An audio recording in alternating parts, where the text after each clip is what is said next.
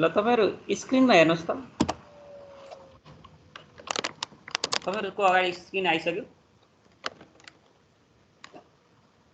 आएको छ sir sampling and estimation अब हाम्रो यो तेस्रो युनिट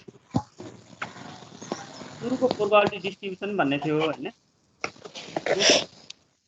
सुरुमा प्रोबेबिलिटी भन्ने थियो दोस्रो प्रोबेबिलिटी डिस्ट्रिब्युसन थियो तेस्रो सैम्पलिङ एन्ड एस्टिमेसन भन्ने छ अब यो सैम्पलिङ एन्ड एस्टिमेसनमा हामीले जान्नुपर्ने खास सैम्पलिङको बारेमा अलि डिटेल जान्नु पर्यो अनि त्यसपछि सैम्पलिङ कसरी एस्टिमेट गर्ने त यो दुईटा टेक्निक यहाँ बुझ्नु पर्ने हुन्छ एक्जामकै हिसाबबाट हेर्ने हो भने त सैम्पलिङबाट अलि थ्योरी पार्ट दिन खोजे जस्तो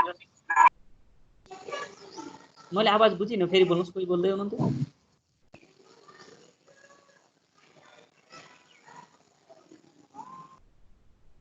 नभए एकैछिन तपाईहरु म्युट गर्नु भने राम्रो हुन्छ है यो युनिटको खास उद्देश्य तपाई रिसर्च गर्ने बेलामा टोटल पपुलेसनमा डाटा लिन असमर्थ हुनुहुन्छ केही स्याम्पलमा चाहिँ तपाई डाटा लिनुहुन्छ आएको रिजल्टलाई तपाई एक्सटेन्ड गर्नुपर्ने हुन्छ त्यसकारण त्यो केही डाटा लिने बेलामा कम बाइस नभइकन सबैलाई एडजस्ट हुने गरी सानो डाटा कसरी लिने टोटल पपुलेसनबाट एउटा सानो पार्ट लिनेलाई हामी के भन्छौं स्याम्पलिङ भन्छौं स्याम्पल त्यसकारण अब यो स्याम्पलका विभिन्न तरिकाहरू छन् त्यसलाई हामी हेर्दै जाउँला अनि त्यस्तै गरी एस्टिमेट भन्छ नि जस्तो त्यो स्याम्पल डाटा लिइसकेपछि एउटा न एउटा रिजल्ट आउँछ हो त्यो रिजल्टको पर्सेप्सन गर्दै गर्दाखेरि त्यो स्याम्पलको पनि हामी एभरेज लिन सक्छौं अझ स्याम्पलको चाहिँ सिंगल पोइन्टमा एस्टिमेट गर्न सकिएन भने अलि इन्टरभलमा गर्न सक्छौं त्यही भएर अझ स्याम्पल भित्र पनि फेरि त्यहाँको रिजल्टलाई एउटै सिंगल पोइन्टमा एस्टिमेट गरेर हामी एक्सटेन्ड गर्न पर्ने हुन्छ हो त्यसको लागि यो टपिक राखिरहेको छ स्याम्पलिङ एन्ड एस्टिमेसन भन्ने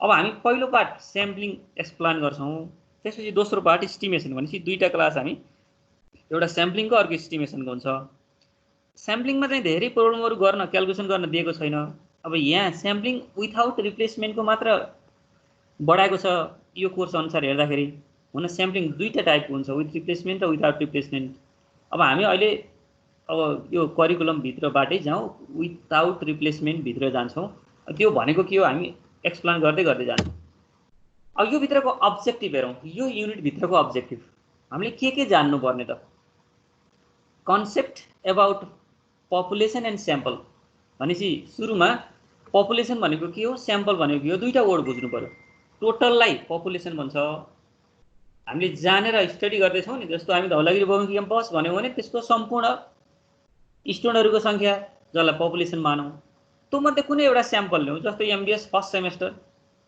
त्यो एउटा स्याम्पल हुने भयो स्याम्पल लिने तरिका विभिन्न छन् त्यसैले पपुलेसन भनेको टोटल स्याम्पल भनेको पार्ट त्यही भएर concept about population and sample भन्ने छ सुरुमा दोस्रो concept about the parameter and statistics अब पपुलेसनको पपुलेसन भित्रको विभिन्न त्यो पार्टहरु जुन नोटेसनहरु छन् त्यसलाई प्यारामिटर भन्छ स्याम्पल भित्रकोलाई स्ट्याटिस्टिक्स भन्छ त्यो हामी पछाडी एउटा स्लाइडमा व्यक्त एक्सप्लेन गर्दै छौं concept about the sampling technique अब स्याम्पलिङ टेक्निक अथवा स्याम्पलिङ मेथड्स अब कति तरिकाले हामी स्याम्पलिङ लिन सक्छौं concept about the sampling distribution of sample mean and sample proportion अब स्याम्पल मीन र स्याम्पल प्रोपोर्सनको स्याम्पलिङ डिस्ट्रिब्युसन हेर्नुपर्छ त्यस्तै गरी concept about sampling and non sampling error अब स्याम्पल लिँदाखेरि पनि कमी कमजोरी त हुन्छन् अब स्याम्पल लिँदाखेरिका गल्ती के अरे इरर र स्याम्पल लिँदाखेरिको मात्र हैन स्याम्पल भन्दा अरु पनि इररहरु हुन सक्छन् नन स्याम्पलिङ इरर यो दुईटा part sampling error and non sampling error यो पनि हामीले जान्नु पर्यो अनि concept about the standard error of mean and proportion and its application अब स्ट्यान्डर्ड इरर अफ मीन भनेको के हो स्ट्यान्डर्ड इरर अफ प्रोपोर्सन भनेको के हो यसलाई कसरी कहाँ एप्लाई गरिन्छ यसको कन्सेप्ट पनि थाहा हुनु पर्यो अनि concept of central limit theorem अब त्यहाँ एउटा थ्योरम छ सेन्ट्रल लिमिट थ्योरम हामी त्यसको सामान्य कन्सेप्ट जान्नु पर्यो concept about point and interval estimation अब एस्टिमेसन पोइन्ट एस्टिमेसन र इन्टरभल एस्टिमेसनको बारेमा जान्नु पर्यो त्यस्तै गरी concept about the estimation of sample size about the mean and the proportion अब samples about the जस्तो estimation about mean मा sample size कति अनि about proportion मा sample size कति स्याम्पल साइजसम्म पुगेपछि हामीले यो युनिट पुरा गर्छौँ। त्यही भएर यो युनिटभित्रको अब्जेक्टिभहरू यति जान्यो भने हामी यो युनिट कम्प्लिट भएको मान्छौँ। अब हामी आज चाहिँ स्याम्पलिङ सुरु गरौँ। अर्को त हामी एस्टिमेसन सुरु गर्छौँ। आज सामान्य स्याम्पलिङ, कन्सेप्ट अफ स्याम्पलिङ। अब यो स्याम्पलिङभित्र यहाँ त मैले आउटलाइन मात्र दिन्छु, तपाईँले नेटमा खोज्नु भने धेरै डकुमेन्टहरू पाउनुहुन्छ। अब गहन स्टडी जसले गर्दै हुनुहुन्छ नि, यो त आउटलाइन मात्र हो, मैले सुरु पटक पटक भन्ने गरेको छु। अब तपाईँहरू आज यो स्याम्पलिङको बारेमा इन डिटेलमा तपाईँ स्टडी गर्नुपर्ने हुन्छ। यहाँ के पढ्ने भनेर म आउटलाइन दिँदै जान्छु। इन डिटेलमा चाहिँ सबै यहाँ नहुन सक्छ, त तपाईँहरूले आफूले खोजेर अगाडि बढ्नुपर्ने हुन्छ। जस्तो अब स्याम्पलिङ कहिलेकाहीँ इक्जाममा के भनेको छ, स्याम्पलिङ कति प्रकारको हुन्छ, त्यो स्याम्पलिङभित्र पनि अब कुनै एउटालाई डिटेलमा एक्सप्लेन गर्छ भनेर थ्योरिटिकल पार्ट पनि सोध्ने गरेको छ कि। त्यही भएर अब त हामी थ्योरिटिकल पार्टमा पनि अलिअलि नबुझ्ने हो भने त हामी 2-4 सेन्टेन्स गर्न सक्दैनौँ। त्यही भएर यहाँ भएका यी स्याम्पलिङका टाइपहरू, अनि त्योभित्र टाइपभित्रका पनि कतिवटा अब सब टाइपहरू कति छन्, यिनीहरू कर्म कम्तीमा 1 प्याराग्राफ, प्रत्येक टपिक्सको 1 प्याराग्राफ आफूले लेख्न सक्ने भएर बस्नुपर्छ तपाईँहरू। त्यसको लागि इन डिटेल यहाँ नहुन सक्छ स्लाइडमा डिटेल। अब तपाईँहरू यहाँ टपिक्स भइसकेपछि खोजेर अगाडि बढ्नु होला। ल अब स्याम्पलिङ, कन्सेप्ट अफ पपुलेसन। अब स्याम्पलिङ भन्दा बित्तिकै पपुलेसन आइसक्नु पर्ने हुन्छ। कहाँबाट स्याम्पल लिने त, कहाँबाट पार्ट लिने त भन्दा टोटल। अब त्यो टोटललाई हामी पपुलेसन भन्छौँ। त्यसो भने यसले साँच्चीकै यो डिफाइन गर्दा कसरी गरेको रहेछ हाम्रो बुकले, अथवा हामीलाई रिफर गरेको बुकमा के छ भने, population refers to the totality और aggregate of cases under investigation. It is the entire group of items or member or individual of interest in the study. भनेपछि अब हामीले जहाँ स्टडी गर्दैछौँ त्यसको टोटललाई नै के भनिन्छ, पपुलेसन भनिन्छ भन्ने कुरा बुझ्नु पर्यो।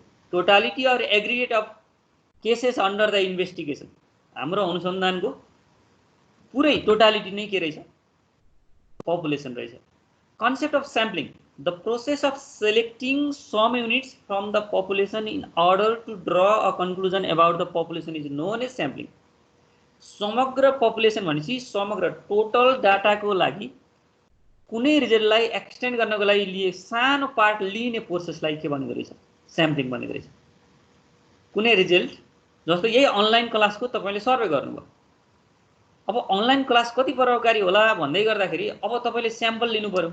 स्याम्पल लिने क्रममा सम्पूर्ण स्टुडेन्ट त्यहाँ भएको हाम्रो 1800-1900 स्टुडेन्ट धलै क्याम्पसको सबै स्टुडेन्टलाई सोधेर त हामी सकिँदैन।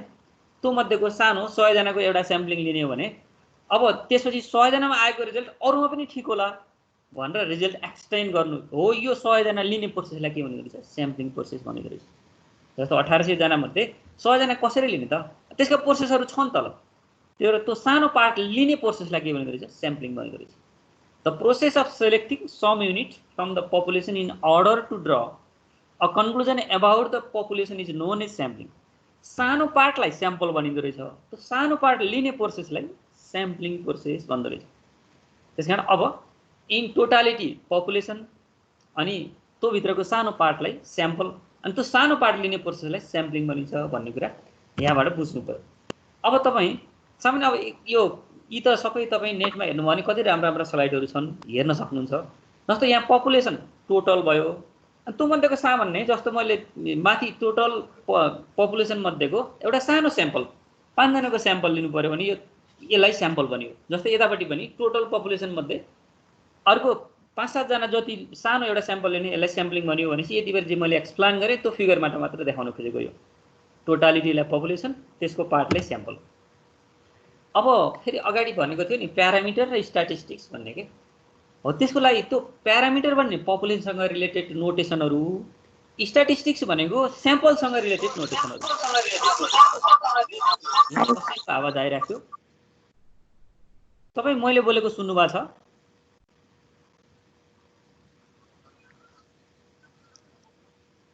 सुनेको सर।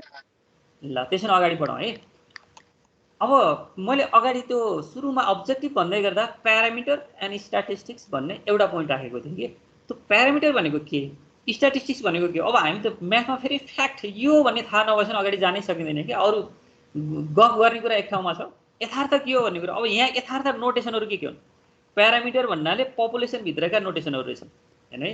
जस्तो टोटल पपुलेसनलाई क्यापिटल एन ले जनाउँदो रहेछ। टोटल पपुलेसनलाई क्यापिटल एन ले यो भित्रको अब यसको नोटेसन सुरु भयो ल। अनि त्यस्तै गरी पपुलेसन मिन यो टोटल पपुलेसनको मिनलाई म्यू ले जनाउँदो रहेछ। अनि त्यस्तै गरी टोटल पपुलेसनको स्ट्यान्डर्ड डेभिएसनलाई सिग्मा ले जनाउँदो रहेछ। अनि त्यस्तै गरी अब यसको स्ट्यान्डर्ड डेभिएसनको स्क्वायरलाई भ्यारिएन्स भनिन्थ्यो, पपुलेसन भ्यारिएन्स भनेको सिग्मा स्क्वायर। अनि पपुलेसन प्रोपोर्सन भन्यो नि अगाडि हामी estimation about mean estimation about proportion भनेको थियौँ क्या। अब प्रोपोर्सन भनेको प्रोबाबिलिटी हो खास। यो पपुलेसनको प्रोपोर्सनलाई क्यापिटल पी ले जनाइन्छ, यो क्यापिटल पी हो। अनि त्यस्तै गरी पपुलेसन कोरिलेसन कोएफिसिएन्ट यो रो हो है, हेर्दाखेरि पी जस्तो देखियो, यो चाहिँ रो हो। पपुलेसन कोरिलेसन कोएफिसिएन्टलाई रो ले जनाइन्छ, आर एच हो, रो भनिन्छ यसलाई। अनि त्यस्तै गरी यतापट्टि स्ट्याटिस्टिक्स भने फेरि के यसका सिम्बलहरु रहेछन् भन्दा स्याम्पल साइज, जसरी यहाँ पपुलेसनको टोटल साइजलाई क्यापिटल एनले जनाएको थियो भने स्याम्पल साइजले स्मल एनले जनाउनु पर्यो। अनि त्यस्तै गरी स्याम्पल मिन यता पपुलेसन मिनलाई म्यूले जनाएको थियो भने स्याम्पल मिनलाई स्मल एक्स बारले जनाउनु पर्यो। अनि पपुलेसन स्ट्यान्डर्ड डेभिएसनलाई सिग्माले जनायो भने स्याम्पल स्ट्यान्डर्ड डेभिएसनलाई स्मल एस ले जनाउँछ। पपुलेसन भ्यारिएन्सलाई सिग्मा स्क्वायरले जनायो भने स्याम्पल भ्यारिएन्सलाई स्मल एस स्क्वायरले जनाउँछ। अनि पपुलेसन प्रोपोर्सनलाई क्यापिटल पी ले जनायो भने स्याम्पल प्रोपोर्सनलाई के ले जनाउँछ, स्मल पी ले जनाउँछ। अनि पपुलेसन कोरिलेसन कोएफिसिएन्टलाई रो ले जनायो, स्याम्पल कोरिलेसन कोएफिसिएन्टलाई आर ले जनाउँछ। हामीले जति कोरिलेसन कोएफिसिएन्ट भनेर बीबीएस फर्स्टमा अर्थात् बीबीए थर्ड सेमेस्टरमा पढेका थियौँ नि, यो हामी के हुन्छ डाटा लिने बेला एउटा सानो डाटा हुन्थ्यो जसको स्याम्पल कोरिलेसन कोएफिसिएन्ट निकालिँदो रहेछ, स्मल आर ले जनाएर अगाडि पढेका थियौँ। यो स्मल आर हो। त्यसैले यी नोटेसनहरुलाई जस्तो पपुलेसनको नोटेसनलाई हामी प्यारामिटर भन्दा रहेछौँ, अनि स्याम्पलको नोटेसनलाई स्ट्याटिस्टिक्स भन्दा रहेछौँ। त्यसो भने अब तपाईलाई यसमा कहिलेकाहीँ नै धेरै जसो नै स्याम्पलिङबाट क्वेशन सोध्दै गर्दाखेरि अलि थ्योरिटिकल पार्टको क्वेशन सोध्न मन पारेको देखिन्छ। त्यसैकारण अब यी कुराहरू बुझेर बाइचान्स सोधिहाल्यो भने 1-2 सेन्टेन्स लेख्न सक्ने चाहिँ हुनु पर्यो है। इन डिटेल चाहिँ तपाईको बुकमा हेर्नुहोस्, अनि तपाईँ गरेर नेटमा खोज्नुहोस्, इन डिटेलमा तपाईँ पाउनुहुन्छ। यहाँ मैले आउटलाइन मात्र दिँदै म अगाडि बढ्छु। यस्तै अर्को स्लाइडमा जाउँ।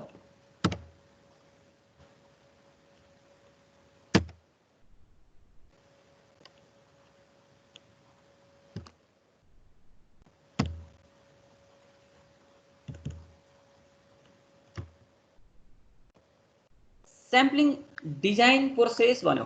अब यसमा अलि तपाईहरु बुझ्नुपर्ने कुरा जस्तो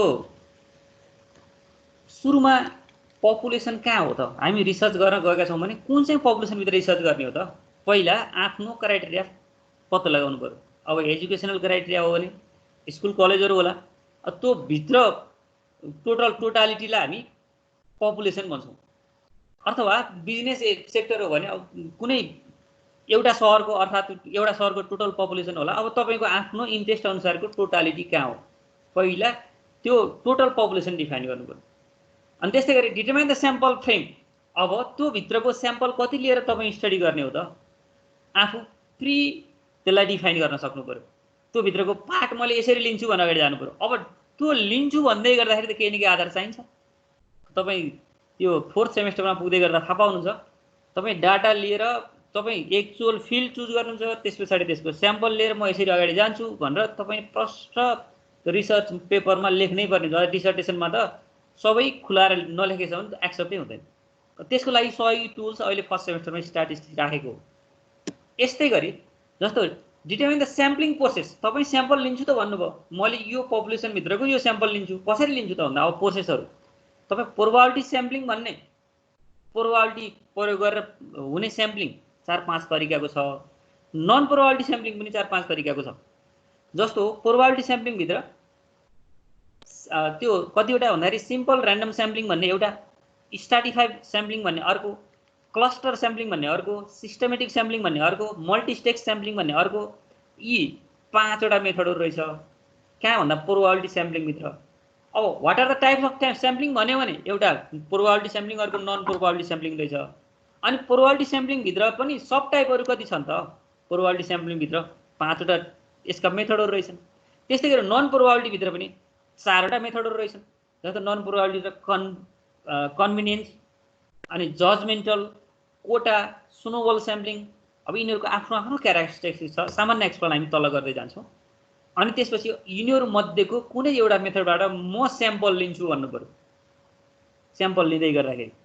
अनि त्यसपछि determine the approach of sample size. अब तपाईले कति पपुलेसनमा कति स्याम्पल साइज लिने, सामान्यतया 0.05 भन्दा तल स्याम्पल लिने भने त्यो रिजल्टलाई भ्यालिड गर्दैन। त्यसकारण तपाईले टोटल पपुलेसनको 0.05 भन्दा माथि स्याम्पल लिनुहुन्छ। त्यो त्यहाँ प्रोसेस पछाडी तपाई रिसर्चमा त त्यसका स्टेपहरु देखे हुन्छ। अहिले तपाई स्याम्पलिङका पार्टहरु जान्नुस् अनि त्यसपछि बल्ल यसको स्याम्पलिङको तपाई अनि यसलाई म यो गर्छु भनेर डिजाइन गर्नुहुन्छ। अहिले हाम्रो पार्ट यो एक्सरसाइज के रे यो युनिट भनेको मात्र स्याम्पलिङ कसरी लिने, यसका कतिवटा टाइपहरु छन्, यो प्रोबेबिलिटी र नन प्रोबेबिलिटी भित्रका स्याम्पलिङका पार्टहरु के हुन्। अब तपाईलाई एकपटक सोधेको छ, तपाई क्वेशन कलेक्सन हेर्नुभयो भने अनि what do you mean by sampling, what are the types of sampling, explain one type of probability sampling and one type of non probability sampling भनेर क्वेशन सोधिएको छ। तपाई स्याम्पलिङ पनि डिफाइन गर्नु पर्यो अनि तपाईले यसका टाइप पनि डिफाइन गर्नु पर्यो। अब त्यो टाइप मध्येको फेरि प्रोबेबिलिटी स्याम्पलिङ भित्रको कुनै एउटा टाइपलाई एक्सप्लेन गर्नु पर्यो, नन प्रोबेबिलिटी भित्रको कुनै एउटालाई तपाईलाई जुन सजिलो लाग्छ त्यसरी ओपनली एन्सर दिने गरी क्वेशन आएको छ। त्यही भएर अब तपाईलाई 10 नम्बरमा यस्तो क्वेशन सोधियो भने अब यी अलिअलि प्रोसेस नजानेसम्म आफूले चाहिँ एक प्याराग्राफ एउटा कुनै टपिकको बारेमा लेख्न सकिएन भने त त्यो थ्योरिटिकल क्वेशन छोड्नु पर्ने हुन्छ। त्यसकारण यसमा यो स्याम्पलिङ भित्र थ्योरिटिकल पार्टलाई अलि फोकस गर्नु होला, प्रोब्लम भन्दा थ्योरी पार्टलाई बढी फोकस गर्ने टपिक छ यो। अब अर्को स्लाइडमा जाउँ। यहाँ त मात्र टाइपका कुरा भयो हैन।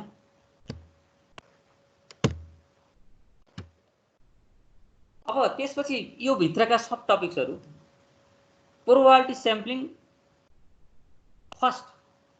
अब त्यो प्रोबेबिलिटी स्याम्पलिङ भित्र हामी 5वटा टाइप बनाएको छौँ। जस्तो स्याम्पलिङका टाइप एउटा प्रोबेबिलिटी, अर्को नन प्रोबेबिलिटी भनेर भन्यौँ। अब प्रोबेबिलिटी र नन प्रोबेबिलिटी भित्रै पनि फेरि प्रोबेबिलिटी स्याम्पलिङ भित्र यसका 5वटा टाइप एक्सप्लेन गर्दै गर्दै जाउँ। अब यहाँ थोरै मात्र एक्सप्लेन गरिएको छ, यसको इन डिटेल तपाईहरु आज हेर्नुस् है। बुकमा पनि पढ्नुस्, तपाई नेटमा पनि पढ्नुस्।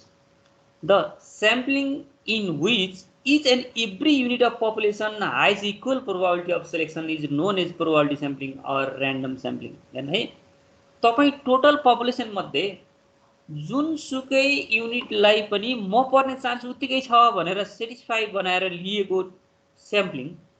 तपाई मानौ हाम्रो एमबीएस को क्लासमा कति 52 जना छ हैन, त्यो मध्ये जम्मा 10 जना चुज गर्नु पर्यो। अब 10 जना चुज गर्नु पर्यो भने मैले सरासर नाम लिएर चुज गरेँ भने त्यो प्रोबेबिलिटी स्याम्पलिङ भएन। अब मैले के गर्छु, त्यसका विभिन्न प्रोसेस छन्। अब त्यो प्रोबेबिलिटी स्याम्पलिङ भित्रका पनि 5वटा प्रोसेस छन्। कुनै एउटा प्रोसेस सिम्पल र्यान्डम स्याम्पलिङ भनेको मैले 52वटा के गर्छु, गोलामा 1 2 3 4 गर्दै 10 सम्म 10वटा गोलामा 10 सम्म लेख्छु, अरु सबै खाली छोड्दिन्छु। अनि तपाईलाई म गोला थुताउँछु। गोला थुत्नु भन्दा पहिला तपाईले के सोच्नु भएको हुन्छ, म पनि पर्न सक्छु, म पनि पर्न सक्छु, सबैको इक्वल चान्स छ नि, नथुतन्दै। आखिरी पर्ने त के 1 देखि 10 त्यो लेखेको त 10 जनालाई मात्र पर्ने हो। स्याम्पल मैले 10 जना त्यो 1 देखि 10 लिएको जसले थुत्नु भयो उसलाई स्याम्पल लिन्छु। तर त्यो थुत्नु भन्दा पहिला त सबैको इक्वल चान्स छ भन्ने कुरा तपाईले रियलाइज गरिराख्नु भएको हुन्छ नि। हो प्रोबेबिलिटी स्याम्पलिङ भित्रको पहिलो मेथड सिम्पल र्यान्डम स्याम्पलिङ हो। त्यो सिम्पल र्यान्डम स्याम्पलिङ फेरि दुई तरिकाले गर्न सकिन्छ अरे के। अब सिम्पल र्यान्डम स्याम्पलिङ गर्दै गर्दाखेरि एकपटक गोला थुताएकोले परेन भने पर्यो भने सिलेक्ट गर्ने, परेन भने फेरि अब त्यो त्यही पपुलेसन भित्र राखेर फेरि पनि गोला थुताउन सकिने, पुनः राखेर के भन्छ एकपटक गोला थुतिसकेपछि फेरि थुत्न नपाउने अर्थात् फेरि पनि थुत्न पाउने दुईटा अप्सन राख्न सकिन्छ। त्यसमा विथ रिप्लेसमेन्ट र विथआउट रिप्लेसमेन्ट दुईटा तरिकाहरु हुन्छ। यसलाई तल एक्सप्लेन गरौँला। अहिले हामी के हुन्छ, त्यो सबैको इक्वल चान्स हुने गरी लिएको स्याम्पलिङलाई हामी के भन्दो रहेछौँ, सिम्पल र्यान्डम स्याम्पलिङ भन्दो रहेछौँ। र्यान्डमले लिइदिएको थियो। अनि सिस्टमेटिक स्याम्पलिङ अब जस्तो यो भित्रको जस्तो प्रोबेबिलिटी भित्रको सिस्टमेटिक स्याम्पलिङ कसरी लिने त। अब मैले 52 जना मध्ये 10 जना चुज गर्नु पर्यो भने अब मैले एउटा सिस्टम बनाउँछु। तपाईको रोल नम्बर सर र मैले बोर्डमा लेख्छु। जस्तो मैले 10 जना चुज गर्नु पर्यो भने त के हुनु, 5 को ग्यापमा लिनु, हरेक 5 जना मध्ये एकजना कसैले म्युट गर्नुस् ल, यहाँ आवाज आइरहेको। जस्तो 52 जना भनेपछि 10 जना चुज गर्दाखेरि त किनभने 10 ले त्यसलाई डिभाइड गर्दा 5 जनाको रेसियो पर्यो हैन, 5 जना मध्ये एकजना चुज गर्नु पर्यो। अब मैले एउटा सिस्टम बनाउँछु के, बोर्डमा सर मैले के लेख्छु 1 देखि 52 सम्मको त्यो के अरे रोल नम्बरहरु लेख्छु। अनि त्यहाँ 1 देखि 5 सम्मको एउटा ग्रुप बनाउँछु, 5 देखि फेरि त्यो 6 देखि अर्को 11 सम्मको यसरी क्रम आउँछ। 5 जनाको 6 देखि 10 सम्मको हुँदै 10 देखि अनि अर्को 11 देखि 15 सम्मको म 10 वटा ग्रुप बनाउँछु। अन्तिममा चाहिँ 7 जना राखौँ। अब त्यसमा मैले पहिलो 5 जना मध्येबाट को चुज गर्ने भन्ने कुरा मैले गोला पर्था गर्छु के। जस्तो 1 चुज गर्ने कि 2 चुज गर्ने कि 3 4 5 कुनै एक जना चुज गर्नको लागि मैले आफूले चुज गर्दिन, गोला प्रथाद्वारा। ल मानौ त्यहाँ के आएछ, 2 आएछ। ल 2 आयो भने दोस्रो व्यक्ति आयो नि, पहिलो ग्रुपको दोस्रो व्यक्ति हो भने अब दोस्रो ग्रुप पनि दोस्रो, तेस्रो ग्रुप पनि दोस्रो, तेस्रो चौथो ग्रुप पनि दोस्रो कर्म छ। 1 देखि 5 मा 2 चुज गर्यो भने फेरि 6 देखि 10 मा 7 चुज गर्नु पर्यो। अनि फेरि 11 देखि 15 मा त्यो 12 चुज गर्नु पर्यो। दोस्रो दोस्रो एउटा सिस्टममा गयो नि। हो त्यो भएर अब सबैको चान्स गोला नराखन्दै सबैको चान्स छ। गोला राखेर एउटा सिस्टम बताइसकेपछि त्यो सिस्टमले जानेर पर्यो त्यो मात्र चुज गर्ने। त्यो प्रोबेबिलिटी स्याम्पलिङ भित्र सिस्टम पनि बनाउन सकिने रहेछ। त्यसलाई हामी सिस्टमेटिक स्याम्पलिङ भनिन्छ।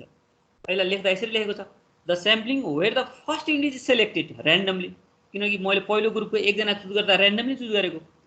And the remaining units are selected automatically with some pre determined pattern. जस्तो एउटा प्याटर्न डिफाइन गर्ने, दोस्रो आयो भने दोस्रो दोस्रो, तेस्रो आयो भने तेस्रो तेस्रो हुँदै गरी एउटा प्याटर्नमा जान्छ। हो यस्तो स्याम्पलिङलाई हामी यो र्यान्डम के अरे सिस्टमेटिक स्याम्पलिङ भन्छौँ। अब यो भित्रको दुईवटा हामी लेख्यौँ नि, एउटा सिम्पल र्यान्डम स्याम्पलिङ, अर्को सिस्टमेटिक स्याम्पलिङ। यसलाई सामान्य फिगरमा हेर्ने हो भने हेर्नुहोस् त, सिम्पल र्यान्डम स्याम्पलिङ भित्र मैले सिम्पल र्यान्डम स्याम्पलिङ भनेको सबैलाई गोला थुताएर जतिजना लिनुपर्छ त्यतिजना मात्र लिने भनेको। अब यतापट्टिको पपुलेसन भयो, यतापट्टिको र्यान्डम स्याम्पलिङ भयो। यो एउटा फिगरबाट मात्र देखाउन खोजेको। अब सिस्टमेटिकमा जस्तो पहिलो 2 आयो भने अर्को चाहिँ 5 होला, अर्को चाहिँ 8 होला, अर्को चाहिँ 11 होला, यसरी सिस्टममा जाँदै गर्नु पर्यो। यसलाई एउटा फिगरमा मात्र देखाउन खोजेको। अब स्ट्राटिफाइड स्याम्पलिङ भनेको छ। In stratified random sampling methods, the elements in the population are divided into subpopulation called the strata of different size in such a way that characteristics within the strata are homogeneous and between the strata as heterogeneous. यसलाई हामी तल एउटा example छ, example हेर्यो भने बुझ्छौँ। Strata भनेको अब स्टाटा ग्रुपलाई स्टाटा भन्छ। यहाँ ग्रुप बनाएर हामीले के भन्छौँ, समान के अरे यसका गुणहरू भएका ग्रुपहरू बनाउने। अनि तिनीहरू मध्येबाट एक एकजना चुज गरेर चाहिँ असमान गुणहरू भएको ग्रुप बनाउने। यस्तोलाई स्ट्राटिफाइड स्याम्पलिङ भनिन्छ। मानौ एमबिएस फर्स्ट सेमेस्टरको एउटा ग्रुप बनाऊ, त्यस्तै गरी बिबिएस फर्स्टको अर्को ग्रुप बनाऊ, अनि उता बिबिए फर्स्टको अर्को ग्रुप बनाऊ। यसरी कर्म छ, क्लास क्लास भनेको यस्ता स्टाटा भयो। अब एमबिएस फर्स्टबाट एउटा चुज गर्ने, मानौ एमबिएस फर्स्टबाट 5 जना चुज गर्नु पर्यो। अनि त्यस्तै बिबिएस फर्स्टबाट 5 जना, बिबिएबाट 5 जना, यसरी कर्म छ। तपाईँ एउटा ग्रुप होमोजेनियस हुन्छ, बिट्विन द ग्रुप अब लिइसकेपछिको स्याम्पल चाहिँ हेट्रोजेनियस हुन्छ। जस्तो एमबिएस भनेपछि सबैको बिबिएस पास गरेर गएको अर्थात् बिबिए पास गरेर गएको मास्टर डिग्री पढ्ने स्टुडेन्ट्स भन्ने बुझ्यो त सबैको एउटै होमोजेनियस के हो क्यारेक्टरिस्टिक हुन्छ। जस्तो बिबिएस पढ्ने भनेपछि एउटा क्यारेक्टरिस्टिक होला, बिबिए पढ्ने भने अर्को क्यारेक्टरिस्टिक होला, बिएससीको लियो भने अर्को क्यारेक्टरिस्टिक होला। त्यसकारण स्टाटा बनाउने। स्टाटा बनाइसकेपछि स्टाटा के हुन्छन्, प्रत्येक स्टाटा होमोजेनियस हुन्छन्। त्यो मध्येबाट चुज गरेर लिइसकेपछि एउटा एमबिएसको, अर्को बिबिएसको, अर्को बिबिएको भनेपछि ती त फरक भयो नि। लिइसकेपछि के हुन्छ, हेट्रोजेनियस हुन्छ। अब त्यस्तो स्याम्पलिङलाई हामी स्ट्राटिफाइड स्याम्पलिङ भनिन्छ। अब त्यो स्ट्राटिफाइड स्याम्पलिङमा पनि त्यो ग्रुप बनाइसकेपछि त्यो ग्रुपबाट कसरी लिने भनेको र्यान्डमली लिइन्छ। तर स्टाटा बनाउने बेला एउटा सिस्टममा बनाएको हुनाले यसलाई स्ट्राटिफाइड स्याम्पलिङ भनिन्छ। यस्तै गरी cluster sampling. In this method the population is classified into subpopulation and subpopulation called cluster in such a way that characteristics of cluster are heterogeneous and between the clusters is homogeneous. फेरि माथि stratified र क्लस्टरमा थोरै कहिलेकाहीँ confusion हुनसक्छ क्या। स्ट्राटिफाइडमा हामी cluster बनाउने बेलामा स्टाटा बनाउने बेला त्यसलाई स्टाटा भनौँ, स्ट्राटिफाइडमा स्टाटा बनाउने बेला आफैमा स्टाटाहरू होमोजेनियस हुन्छन्। तर क्लस्टरमा के हुन्छन्, क्लस्टरहरू हेट्रोजेनियस हुन्छन्, क्लस्टरहरू हेट्रोजेनियस हुन्छन्। तर लिइसकेपछिको आउने स्याम्पल चाहिँ होमोजेनियस हुन्छ। त्यसकारण अब यो एउटा एक्जाम्पल तल पिक्चर छ, पिक्चरबाट हेऱ्यौँ भने यसलाई अलिक सजिलै बुझिन्छ। त्यस्तै अर्को छ multi stage sampling. When selected cluster are further sub-sampled, selecting only some of units of selected cluster, this is known as two-stage sampling. This can be easily generalized to 3 or more stages and is termed as multi-stage sampling.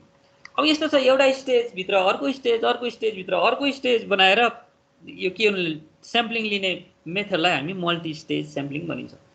जस्तो total population भित्र हामीले मानौँ यो नेपालको सम्पूर्ण पपुलेसनलाई पहिला त के हुन्छ, विभिन्न कति 7वटा सङ्घहरूमा प्रदेशहरूमा हामी डिभाइड गर्न सक्छौँ। त्यो प्रदेशभित्रको नि फेरि के गर्न सक्छौँ, जिल्लाहरू लिन सक्छौँ। त्यो जिल्लाभित्रको पनि फेरि कुनै एउटा कलेज लिन सक्छौँ। त्यसबाट हरेक पार्टलाई सब पार्टमा गराउँदै लाने र बल्ल फाइनली स्याम्पल लिने, त्यसलाई हामी मल्टी स्टेज स्याम्पलिङ भनिन्छ। जस्तो यसलाई फिगरबाट तल हेरौँ न, तपाईँ स्ट्राटिफाइड र क्लस्टर सबभन्दा पहिला। जस्तो यहाँ क्लस्टर स्याम्पलिङमा तपाईँले यहाँ देख्नुहुन्छ क्लस्टरभित्र यो प्रत्येक ग्रुपहरू choose any one of the element from each cluster, प्रत्येक क्लस्टरबाट एउटा एउटा एउटा एउटा इलिमेन्टहरू चुज गर्दै जाने, त्यसपछि एउटा स्याम्पल तयार हुन्छ। तर यहाँभित्र हेर्दाखेरि के छ त, यो एउटा क्लस्टर आफैमा होमोजेनियस छ, अर्को क्लस्टर नै होमोजेनियस छ, अर्को क्लस्टर नै होमोजेनियस छ। तर सबैबाट लिएपछि के हुन्छ, अब आउने स्याम्पल चाहिँ हेट्रोजेनियस हुन्छ। सबैबाट एक एकवटा चुज गर्दै जाने भने आउने स्याम्पल। तर फेरि यो स्ट्राटिफाइड र क्लस्टरमा हेर्नुहोस् है, क्लस्टरमा यहाँभित्र रहेका यिनी क्लस्टरहरू आफैमा होमोजेनियस हुन्छन्, त्यसबाट चुज गरेर आएको स्याम्पल चाहिँ हेट्रोजेनियस हुने भयो। फेरि स्ट्राटिफाइड स्याम्पलिङमा क्लस्टर आफैमा के हुन्छन्, क्लस्टर आफैमा हेट्रोजेनियस। अनि त्यसबाट यो प्रत्येकबाट हामी चुज गरेर आएको चाहिँ होमोजेनियस हुन्छ। त्यसकारण अब यो ग्रुप बनाउने बेला हेट्रोजेनियस बनाउने कि होमोजेनियस बनाउने, होमोजेनियस बनाउने हो भने क्लस्टर हुँदो रहेछ, हेट्रोजेनियस बनाउने हो भने स्ट्राटिफाइड स्याम्पलिङ हुँदो रहेछ। यसलाई इन डिटेलमा तपाईँ यसो गुगलमा गएर सर्च गर्नु होला, क्लस्टर र स्याम्पलिङ र स्ट्राटिफाइड स्याम्पलिङ भनेको के हो भन्ने कुरा तपाईँलाई त्यहीँ धेरै मेटेरियल भेटिन्छ। मैले त्यो मध्येको एउटा त्यहीँबाट चुज गरेको मात्रै हो मैले यो पनि, अनि तपाईँहरू त्यहाँबाट क्लियर हुनु होला। यस्तै अर्को छ मल्टी स्टेज स्याम्पलिङ। त्यो मल्टी स्टेज स्याम्पलिङ मैले हाम्रो आफ्नै क्याम्पसको एउटा इक्जाम्पल बनाएको थिएँ। मानौँ all the students of Dhaulagiri campus जहाँ 1800 स्टुडेन्ट छ, यो पपुलेसन भयो, टार्गेट पपुलेसन होइन। त्यो मध्ये मैले योजना के बनाएँ, 80 जनाको स्याम्पल लिने बनाएँ। 1800 मध्ये अब अनलाइन क्लास कतिको प्रभावकारी होला भनेर मैले जम्मा 80 जनाको स्याम्पलिङ लिने योजना बनाएँ। अब त्यो 80 जना कसरी लिने त भन्दा यहाँ त सम्पूर्ण समावेश हुनु पर्या हुन्छ। अब मैले के गरिदिएँ, यो भित्रको हाम्रो क्याम्पसभित्रको विभिन्न यो स्टेजहरू बनाउन थालेँ। जस्तो त्यहाँभित्रको फ्याकल्टीलाई मैले पहिलो स्टेज बनाएँ, एउटा ह्युमानिटी, अर्को एजुकेसन, अर्को म्यानेजमेन्ट, अर्को साइन्स, हामीसँग 4वटा फ्याकल्टी रहेछ। त्यो भएपछि पहिलो स्टेज हेर्नु है, पहिलो स्टेज मैले फ्याकल्टीलाई लिएँ। अब फ्याकल्टीभित्र पनि मास्टर डिग्री, ब्याचलर डिग्री, किन भन्दा ह्युमानिटीभित्र नि मास्टर डिग्री पनि छ, ब्याचलर डिग्री छ। अब जस्तो एजुकेसनभित्र मास्टर डिग्री, ब्याचलर डिग्री, म्यानेजमेन्टभित्र नि मास्टर डिग्री, ब्याचलर डिग्री, साइन्सभित्र मास्टर नभए पनि मैले यहाँ राखिदिएँ मास्टर डिग्री, ब्याचलर डिग्री। यिनीहरूलाई मैले दोस्रो स्टेज बनाएँ। पहिलो स्टेज के भयो, यहाँभित्रको फ्याकल्टीहरू। दोस्रो स्टेज के भयो, यहाँभित्रको मास्टर र ब्याचलर लेभल। अनि तेस्रो स्टेज फेरि मास्टरमा पनि मेल पनि छ, फिमेल पनि छ, सम्पूर्णमा ब्याचलरमा नि मेल छ, फिमेल छ। ह्युम्यानिटीभित्रको मास्टर ब्याचलर, त्यस्तै गरी एजुकेसनभित्रको मास्टर ब्याचलर, दोभित्र के हुन्छ मेल फिमेल सबै बनायो। भनेपछि मैले तेस्रो स्टेज बनाएँ। अब मैले चुज गर्छु बल्ल। अब मैले ह्युम्यानिटीभित्रको मास्टरभित्रको मेल 5 जना चुज गर्छु। 5 जना चुज गर्ने बेला मैले ऱ्यान्डमली चुज गर्छु यहाँनिर। अनि त्यस्तै गरी मास्टर फिमेल 5 चुज गर्छु यस्तै ह्युम्यानिटीभित्रको। त्यस्तै ब्याचलर, ह्युम्यानिटीभित्रको ब्याचलरको मेल पनि 5 जना, ब्याचलरको फिमेल पनि 5 जना। भनेपछि यसरी क्रमशः 5 चुज गर्दै जाने भने टोटल 80 जना पुग्छ। त्यसकारण यसरी स्टेज छुट्याएर जहाँ मेल र फिमेल सबैको पार्टिसिपेट पनि भयो, जहाँ ब्याचलरको पनि भयो, मास्टरको पनि भयो, ह्युम्यानिटीको पनि भयो, एजुकेसनको भयो, म्यानेजमेन्टको भयो, साइन्सको भयो, सम्पूर्णलाई प्रतिनिधित्व गर्ने गरी एउटा मैले स्याम्पल निकालेँ। अब तपाईँ पछाडि त्यो रिसर्च गर्ने बेलामा पनि ऱ्यान्डमली मैले चाहेको लिन्छु भन्न पाउनु भएन क्या। मैले यदि प्रोबेबिलिटी स्याम्पलिङ गर्ने हो भने यसरी गर्छु भन्ने एउटा फ्रेम चाहिन्छ। त्यस कारण तपाईँले यो मल्टी स्टेज स्याम्पलिङ मैले हाम्रै क्याम्पसको एउटा स्लाइड बनाएर राखेको। अब यो प्रोबेबिलिटी स्याम्पलिङभित्रका 5वटा मेथड सामान्य हामीले एक्सप्लेन गरिसक्यो। हामी तपाईँ जे बुझ्नुहुन्न त्यसलाई बुक पढ्नुहोस् एकपटक, त्यसपछि गएर अनि त्यो विभिन्न नेटबाट मेटेरियल पाइन्छ, त्यसलाई मजासँग हेर्नुहोस्। अनि हाम्रो 8 त बन्ने लाग्यो। योभन्दा पछाडिको क्लास छ कि छैन? कोही एकजना बोल्नुहोस् ल। मार्केटिङ वेटिङ एग्जाम हाँ सर मार्केटिङ को छ पनि सर 5-7 मिनट ढिलो लिएर यो यस्ता नन प्रोबेबिलिटी स्याम्पलिङलाई सकाएर अगाडि बढाउँछ। सरले वेट गरेछ भन्नु अब सर आइसक्नु भएको छ क्या 10 मिनट ढिलो उता भएको थियो, 5-7 मिनट पक्नुहोस् है एकैछिन। अब नन प्रोबेबिलिटी स्याम्पलिङ भित्र फेरि यसमा पनि जस्तो non probability sampling is the method of selecting the sample in which the choice of selection of sample units depends entirely on the judgement of the samplers or investigator.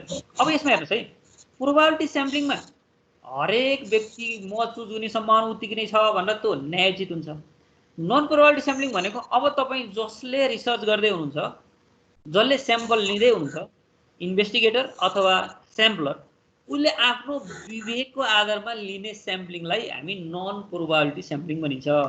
त्यो विवेक प्रयोग गर्दै गर्दाखेरि यदि बायस भयो भने कहिलेकाहीँ रिजल्ट चाहेको result भन्दा अर्को रिजल्ट आउनु पनि सक्छ। त्यसकारण यो भन्दा प्रोबेबिलिटी स्याम्पलिङलाई राम्रो मानिन्छ। अब त्यही पनि अब नन प्रोबेबिलिटी स्याम्पलिङ केही पार्टहरू छन्, कहिलेकाहीँ त्यो प्रोबेबिलिटी स्याम्पलिङ लिनै नसकिने केस पनि हुन्छन्। त्यति बेला हामी यो नन प्रोबेबिलिटी स्याम्पलिङ पनि लिनुपर्ने हुन्छ। यो भित्र पहिलो पार्ट के छ भने जजमेन्ट स्याम्पलिङ भन्ने छ। जजमेन्ट भनेको न्यायको आधारमा अब के हुन्छ, एउटा स्याम्पलरले मैले यो आधारमा लिन्छु भनेर चाहिँ डिफाइन गरेर उसले बायस नगरिकन आफूले लिएको स्याम्पल भन्ने जनाउँछ। कन्भिन्सिङ स्याम्पल अब के हुन्छ, कन्भिन्स गर्छ। जस्तो मैले मानौँ 52 जना मध्ये 10 जना लिँदै गर्दाखेरि तपाईँहरू शुद्ध सरकारी स्कुल पढेर आएको, तपाईँहरू बिबिए पढेर आएको, तपाईँ बिबिएस पढेर आएको, यस्ता यस्ताबाट क्राइटेरिया बनाएर म आफै लिदिन्छु ल भनेर तपाईँलाई कन्भिन्स गरेँ। अनि कन्भिन्स गरेर मैले 10 जना चुज गरेँ भने त्यसलाई कन्भिन्सिङ स्याम्पलिङ हुन्छ। कोटा स्याम्पलिङ जस्तो कन्भिन्सिङ कोटा स्याम्पलिङमा कस्तो हुन्छ भने अब त्यहाँ महिला होला, जनजाति होला, दलित होला, अब विभिन्न आफ्नो क्याटेगोरी अनुसारको म एकजना लिन्छु है भनेर अगाडि बढ्नेलाई यो कोटा अनुसार लिँदाखेरि हामीले कोटा स्याम्पलिङ भनिन्छ। त्यो पनि नन प्रोबेबिलिटी स्याम्पलिङ। जस्तो जजमेन्टमा तपाईँको विवेक प्रयोग हुन्छ, त्यही भएर यहाँ तराजु राखिरहेछ। अनि कन्भिन्सिङ तपाईँले आफ्नो कन्भिन्स गरेर लिनुहुन्छ। कोटामा त अब तोकिएको कोटामा तपाईँ एकजना मात्रै भए पनि परिहाल्नुहुन्छ। त्यस कारण कोटा अनुसारको स्याम्पलिङ लिने। अब एउटा सबैभन्दा लास्ट के छ, सबैभन्दा अलि जटिल, कहिलेकाहीँ तपाईँलाई झुक्काएर एक्जाम भन्नु सोधिहाल्ने स्नोबल स्याम्पलिङ भन्ने छ क्या। यो स्नोबल स्याम्पलिङ भनेको sometimes researchers need to study a group of population where identifying or finding the potential subject can be difficult because they are either dividend or socially isolated. For example, homeless people, drug addicts, members of an elite golf club, etc.